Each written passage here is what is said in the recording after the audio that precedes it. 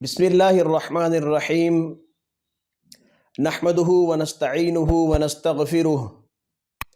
دشمن کی زبان بندی کے لیے ایک بہت ہی نہایت مجرب ترین عمل ہے۔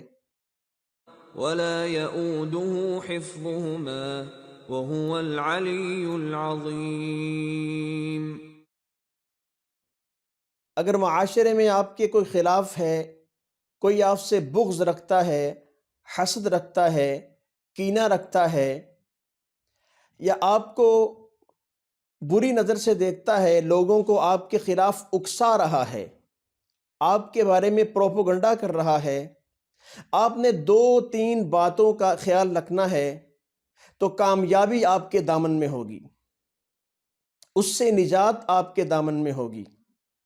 ایک تو نبی کریم صلی اللہ علیہ وسلم کا ارشاد ہے کہ من سماتا نجا، خاموش رہیں تو آپ اچھائی میں ہیں، بھلائی میں ہیں، نجات میں ہیں۔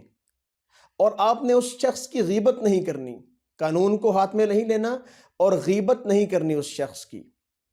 جب آپ کسی کی غیبت کرتے ہیں تو آپ کی نیکیاں اس شخص کے پلڑے میں جانا شروع ہو جاتی ہیں اور اس کے گناہ آپ کی طرف آ رہے ہوتے ہیں۔ غیبت سے کوئی فائدہ نہیں ہوتا۔ آپ غیبت نہیں کریں گے، یہ عمل کی ایسی طاقت ہوگی، اس کی وہ تاثیر آپ کو ملے گی کہ نیک جنات، موکلات اور فرشتے تک آپ کی مدد کریں گے۔ اللہ کے حکم سے یہ ساری مخلوقات آپ کی مدد میں آ جائیں گی، اور وہ شخص ایسے آپ کی گرفت میں آ جائے گا، اس کو پتہ بھی نہیں چلے گا کہ میرا دشمن کون ہے اور کون میرے اوپر وار کر رہا ہے، یا میں کس کے خلاف کچھ کر رہا تھا اور وہ میرے بارے میں یہ کچھ کر رہا ہے، یا میں کیسے کسی کی گرفت میں آ گیا ہوں، یا میری زبان کیسے گنگ ہو گئی ہے۔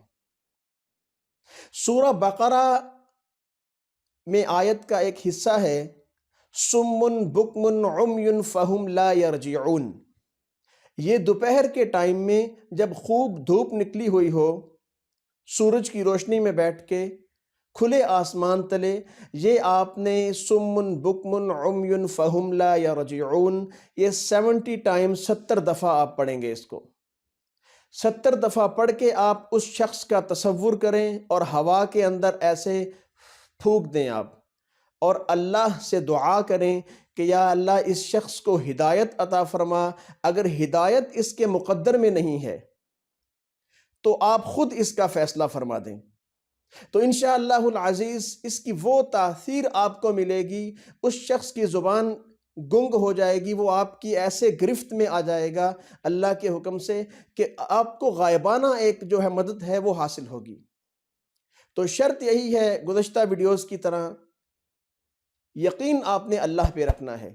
جب یقین اللہ پہ رکھیں گے اور یہ عمل کریں گے تو انشاءاللہ العزیز ضرور بالضرور آپ کو فائدہ ہوگا۔ جزاک اللہ خیر واحسن الجزاء۔